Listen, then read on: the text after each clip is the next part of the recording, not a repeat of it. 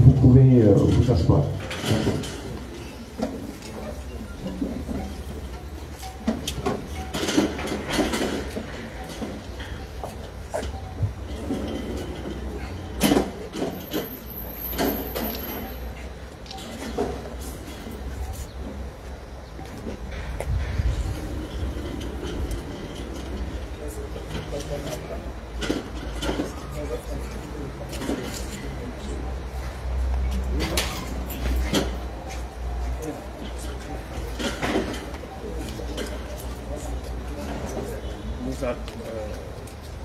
Nous allons démarrer en demandant à M. Zibi de prendre immédiatement la parole.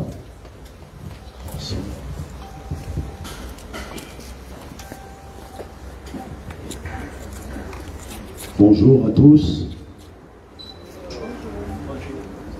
Mesdames et messieurs, messieurs les candidats à la présidence de la République gabonaise pour cette élection 2023, chers compatriotes, chers invités,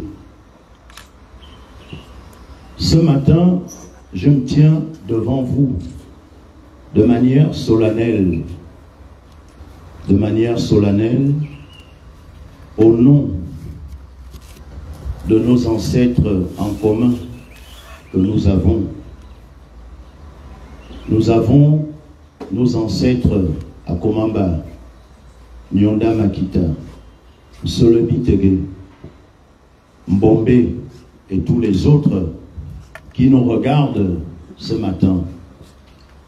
Au nom également de nos martyrs, morts pour cette nation, morts pour notre cher pays, j'ai en mémoire Feu Alphonse Laïgui, j'ai en mémoire Nduna Depeno, le capitaine Manza, André Mbaobam, Joseph Renjembe, Pierre Claver Zeng Ebom, Pierre-Louis Agonjo Okawe, Pierre Mambundu, Germain Mba et tous les autres, et surtout au nom de ceux qui sont tombés dans la nuit du 31 août 2016, juste en face, parce que j'ai ce bâtiment en face de moi, je vous prierai de vous lever afin que nous puissions observer une minute de silence pour ces martyrs.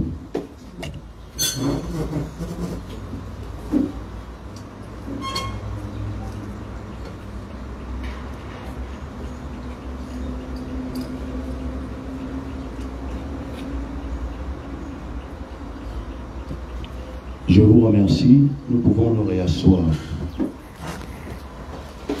Pour toutes ces personnes que j'ai précitées, pour notre pays, le Gabon, notre héritage en commun que nous a légué Dieu créateur.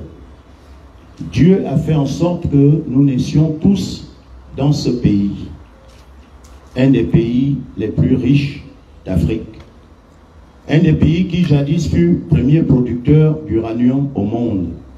Cet uranium qui essentiellement sert pour éclairer la planète. La plupart des villes dans ce monde sont éclairées par des centrales nucléaires. Et j'ai été étonné d'apprendre il y a quelque temps en Suède, à Stockholm en Suède, que c'est notre uranium du Gabon qui est la composante essentielle de toutes ces centrales nucléaires. Ça voudrait dire que Paris, capitale de France, est éclairée par l'uranium du Gabon, Moscou, capitale de Russie, Washington, capitale des États-Unis, et toutes les autres capitales, toutes ces grandes métropoles à travers le monde qui ont des réacteurs, qui ont comment on va appeler, des centrales nucléaires. Ces centrales nucléaires sont éclairées par l'uranium de notre pays, le Gabon. Mais pendant ce temps, dans notre pays, il est presque un miracle d'avoir une ampoule. Nous sommes producteurs de pétrole depuis plus de 80 ans. Notre pic a été atteint dans les années 85 par la découverte de Rabi Kunga. Nous avons l'or, l'uranium, le manganèse, le cobalt et tous les autres minéraux. En réalité, certains disent que le Gabon est un scandale géologique et c'est une réalité. Nous avons le bois, nous avons une pluviométrie de 9 mois sur 12. Ce qui veut dire que tout peut pousser au Gabon. Vous plantez le matin, le soir vous récoltez. Et Dieu créateur ne s'est pas arrêté en chemin. Il a fait en sorte, il a surtout doté ce pays d'une des populations les plus faibles d'Afrique. Nous sommes à peine 2 millions de vrais Gabonais. 2 millions où chacun au Gabon devrait avoir le strict minimum, à savoir une maison et une voiture pour se déplacer. Mais que constatons-nous amèrement? Nous constatons que nous avons une des populations non seulement les plus faibles d'Afrique, parce que 2 millions, c'est la moitié de Douala, la capitale économique du Cameroun. 2 millions, c'est un peu moins que la population de Yopougon, un quartier d'Abidjan. C'est pourquoi notre pays, notre si beau pays, le Gabon, mérite aujourd'hui que l'on prenne soin de lui. Hier, c'est l'uranium que nous avions. Cet uranium est fini. Notre pétrole aujourd'hui est en réalité en phase déclinante et toutes les autres richesses sont en train, l'une après l'autre, elles finiront. Exactement comme un pays voisin qui fut jadis un des plus riches d'Afrique, mais qui a eu malheureusement un dictateur féroce, cruel, qui s'était accaparé de toutes les richesses de ce pays. Je fais allusion à la Centrafrique. La Centrafrique qui jadis fut premier producteur de diamants au monde pendant des décennies, mais il a fallu un seul individu, Jean Bédel Bokassa, un peu comme Ali Bongo aujourd'hui. Avant lui, son père Omar Bongo. Il s'était approprié toutes les richesses de ce pays et aujourd'hui, le résultat dans toutes les dictatures est le même.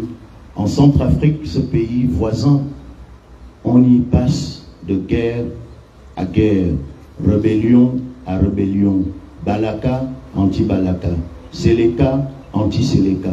Et c'est le quotidien, malheureusement, aujourd'hui, pour ce peuple.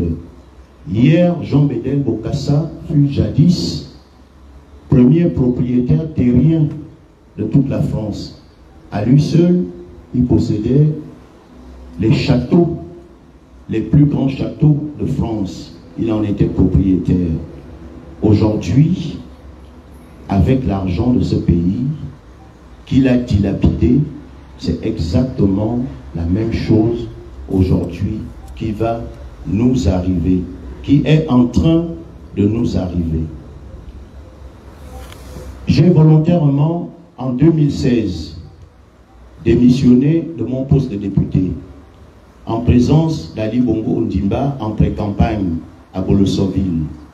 Et après cet instant, ma vie avait totalement basculé. Mon histoire, vous la connaissez. Je me suis immédiatement et résolument mis derrière le candidat consensuel à l'époque, le candidat unique trouvé, Jean Ping. J'ai parcouru le Gabon avec le président Jean Ping. Le seul endroit pendant la campagne de 2016 du président Jean Ping où je n'avais pas parlé, c'était à Omboué, parce qu'à Omboué, il parlait dans la cour de sa maison. Et le reste, je l'ai fait avec lui. Nous avons largement remporté avec tous les autres, la plupart des leaders assis derrière moi. Nous avons donc remporté le scrutin présidentiel de 2016. Et ensuite, s'en est suivi l'innommable. Dans la nuit du 31 août 2016, juste en face de moi, parce que j'ai ce bâtiment, la vie de notre nation avait totalement basculé. Nous avions été bombardés à l'arme lourde par un hélicoptère qui survolait, nous tirait dessus. Et les hommes lourdement armés nous abattaient comme du petit bétail au sol. Ça a été un véritable carnage. Le nombre de morts n'est pas encore dit aujourd'hui, parce que la particularité d'une dictature est que tout le monde a peur. Mais ce jour, j'ai vu de mes yeux, et de nombreux compatriotes également, des dizaines et des dizaines de corps déchiquetés par des balles, des gens qui n'avaient plus de jambes, encore moins de têtes ou de bras. Nous les avons vus de nos yeux. Ensuite, au petit matin du 1er septembre 2016, j'ai été pris à cet endroit. J'ai été emmené dans une fosse septique à la DGR où j'ai passé 3 jours au milieu des excréments jusqu'à la poitrine. Une arme de guerre a été cachée par les services de renseignement du Gabon dans mon chantier. Au tribunal, ce n'était plus la même arme de guerre. Il n'y avait plus de caleçon. Vous ne pouviez pas porter une chemise ou un tricot, c'était le CB. C'était l'endroit où, lorsque vous étiez condamné à mort, lorsque le Gabon appliquait la peine de mort avant de vous exécuter à Orlando, on vous mettait une cagoule lorsque vous sortiez du tribunal et on vous mettait dans cette cellule. C'est dans cette cellule que j'ai passé 6 mois et quelques jours de ma vie et j'avais perdu 7 co-détenus. Après le CB, ils m'ont envoyé au CA. Ce quartier existe toujours à la prison centrale de Libreville. Ce quartier est celui où tous les malades mentaux, tous les fous, ceux qui déambulent dans nos rues nus, s'ils commettent un impair, s'ils tuent quelqu'un par inadvertance parce qu'il est fou, on l'emmène directement à la prison centrale de Libreville parce que la prison centrale, parce que le Gabon, en réalité, ne dispose pas d'un centre psychiatrique. Celui de Mélène n'est que de nom. Donc tous les malades mentaux qui ont commis des impairs se retrouvent au CA, à la prison centrale de Libreville, et j'ai passé 4 ans et 3 mois au milieu de ces malades mentaux. Ce n'est pas une chimère, ce n'est pas une histoire. Si vous avez des parents qui travaillent ou qui sont emprisonnés, ils vous diront que ce quartier jusqu'à aujourd'hui existe bel et bien. Grille en haut, grille en bas. Vous êtes dans une grille avec des malades mentaux qui ont totalement perdu la raison. Imaginez-vous ce que ça peut être. Au sortir de ma prison, grâce à Jésus-Christ de Nazareth que j'ai accepté du fond de mon trou, j'ai pris à la prison centrale de Libreville mon baptême, ma communion, ma confirmation. Et grâce à vos prières, je suis sorti vivant de cet enfer. Je dois ma vie à Jésus-Christ de Nazareth que j'ai volontairement accepté lorsque j'étais dans un trou où personne ne s'imaginait que j'en sortirais. Et grâce à vos prières, je vous dois ma vie. Je vous demande de vous applaudir.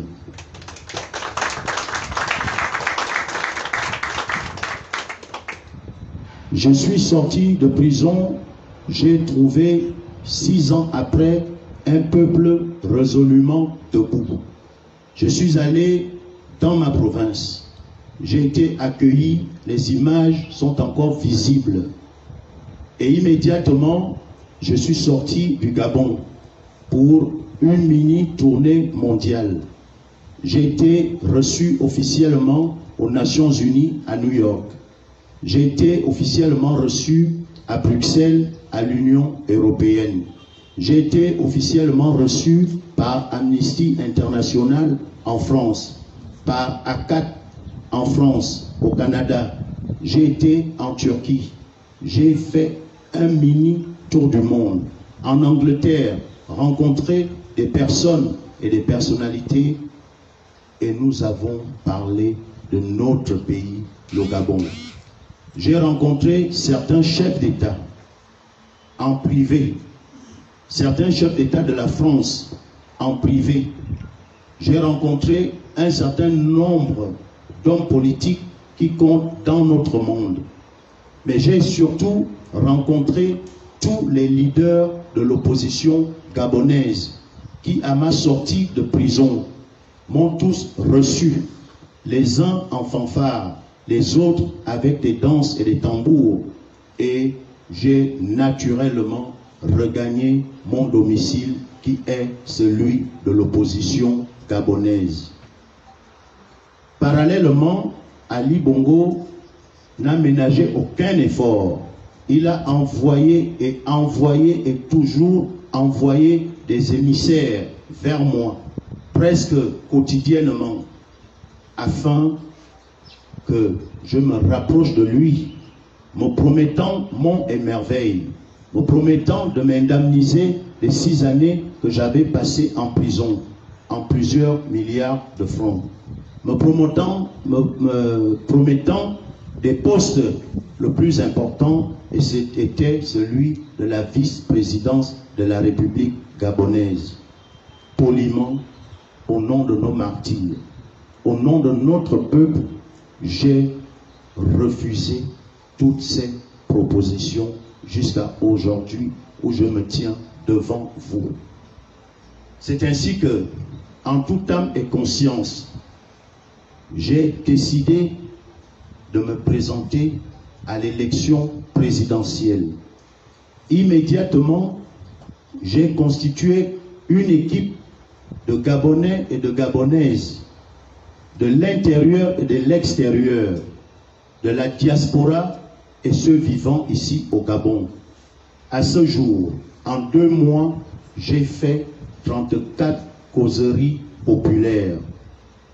Certains sondages qui sont faits par des hommes et des femmes que je ne connais ni d'Adam ni d'Ève me donnent souvent largement gagnant de ce scrutin. Ces sondages, vous journalistes et peuple gabonais, vous les avez, qui sont encore visibles sur la toile, et ils sont presque le baromètre pour tout homme politique. Mais je pense, et je le crois, et je l'ai dit durant ma pré-campagne, jusqu'à hier, j'étais à Okala. Cette vidéo postée hier a aujourd'hui 22 ou 25 000 vues. En dehors de Ousmane Sanko au Sénégal, aucun homme politique en Afrique ne fait l'audience que nous faisons sur Internet. Mais je ne pense pas que c'est Internet qui vote. Mais Internet est consulté par chacun d'entre vous. Et je pense que notre pays, le Gabon, doit être largement au-dessus de nos considérations personnelles. Notre pays, le Gabon, doit être largement au-dessus de nos égos. Notre pays mérite que l'on se sacrifie pour lui. J'ai payé le prix lourd. Aucun Gabonais n'a subi ce que j'ai subi depuis 2016. j'ai été torturé dans ma chair. Je suis tombé dans le coma à 3 reprises où on me disait mort. J'ai été meurtri dans mon âme, mais je crois en Jésus-Christ de Nazareth. C'est pourquoi ce matin, comme celui que je prends en référence, Jésus-Christ de Nazareth, j'accepte, comme lui l'a fait, Fils de Dieu, de laver les pieds de ses serviteurs. J'accepte aujourd'hui, au plus profond de moi-même, au sommet de ce qui nous sépare, je prends une décision difficile, une décision lourde de conséquences pour tous ces milliers et milliers de Gabonais qui m'ont porté, comme Jésus-Christ de Nazareth qui avait lavé les pieds de ses disciples. Moi, Bertrand Zibabaron, compte tenu des enjeux, une deuxième fois, comme en 2016, j'accepte de me sacrifier pour le peuple gabonais. C'est pourquoi aujourd'hui et maintenant, je vous annonce le retrait de ma candidature à la présidentielle de 2023.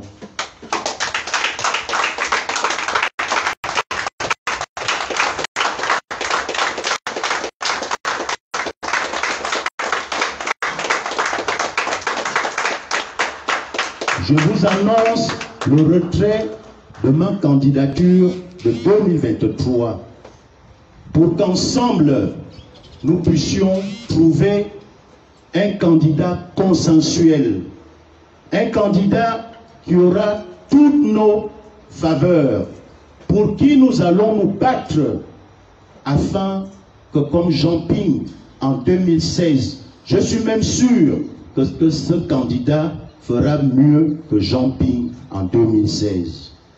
Je demande aux autres qui restent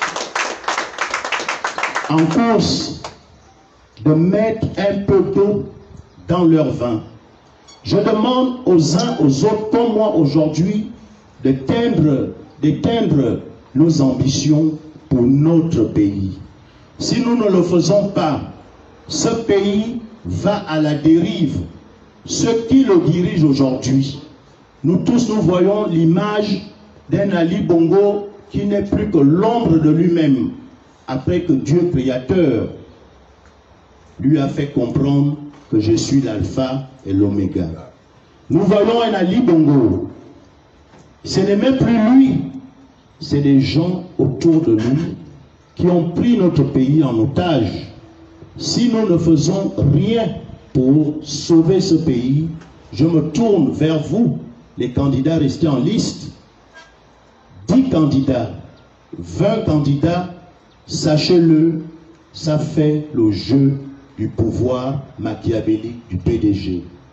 Mettons-nous résolument derrière une seule personne et que cette personne ait l'humilité de croire et qu'il sache que ce n'est pas parce qu'il est l'homme providentiel ou la femme providentielle, mais c'est simplement les mannes de nos ancêtres et notre Seigneur Jésus-Christ qui lui aura donné l'option que le peuple finira par traverser grâce à lui ce Jourdain.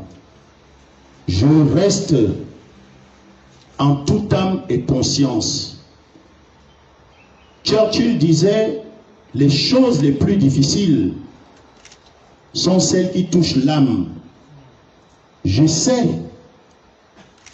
les pleurs qu'il y a dans les cœurs des Gabonais aujourd'hui. Je sais ce qui m'a été dit partout où je suis passé. J'ai fait en 2 mois plus de causeries que n'importe qui. Je suis allé au tréfonds du Grand Libreville, qui à lui seul a près de 70% des électeurs. J'ai été écouté et j'ai écouté des Gabonais et des Gabonaises. J'ai vu des gens qui m'ont dit, Bertrand Zibi, je ne parlais plus de politique, mais c'est à cause de toi que je vais m'enrôler.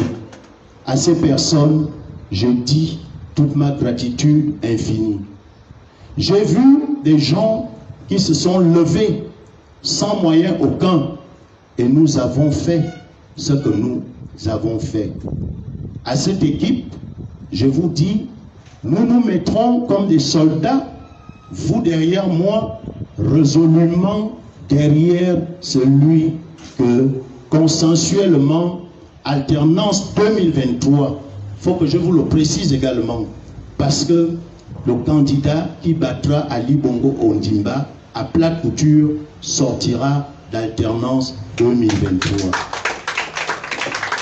Nous nous mettrons derrière ce candidat, sans calcul, sans état d'âme, et nous ferons en sorte que notre pays, rêvé par nos ancêtres, puisse finalement, au vu de l'humanité, retrouver son lustre rêvé par nos aïeuls.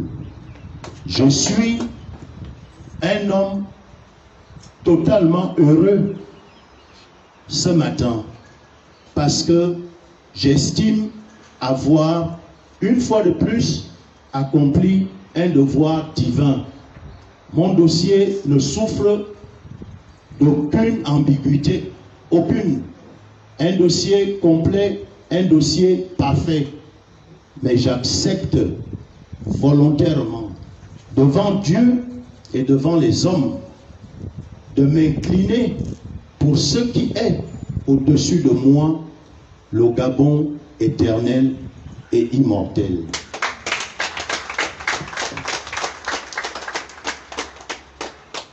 Je lis la déception, le désarroi sur plusieurs visages.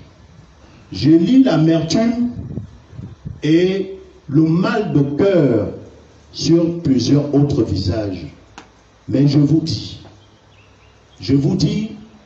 ce n'est qu'un au revoir, pas un adieu, parce que le soir du 26 août 2023, nous aurons des visages reluisants derrière le prochain président du Gabon qui sortira de l'opposition. Que Dieu, créateur du ciel et de la terre, bénisse à jamais ce pays, qu'il vous donne la sagesse d'interpréter clairement mon propos qui n'a souffert d'aucune ambiguïté. J'ai été le plus clair du monde.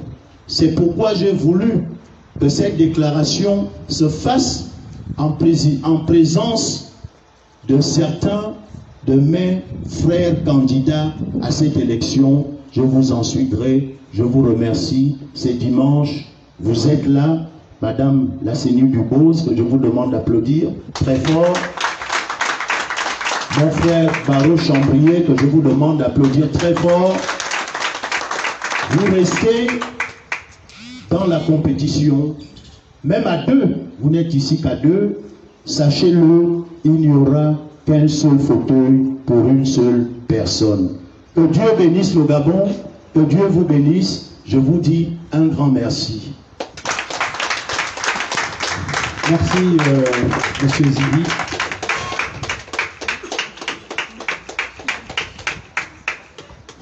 Le temps des accolades,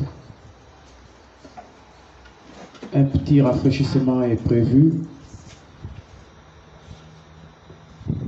pour tous les invités et les journalistes.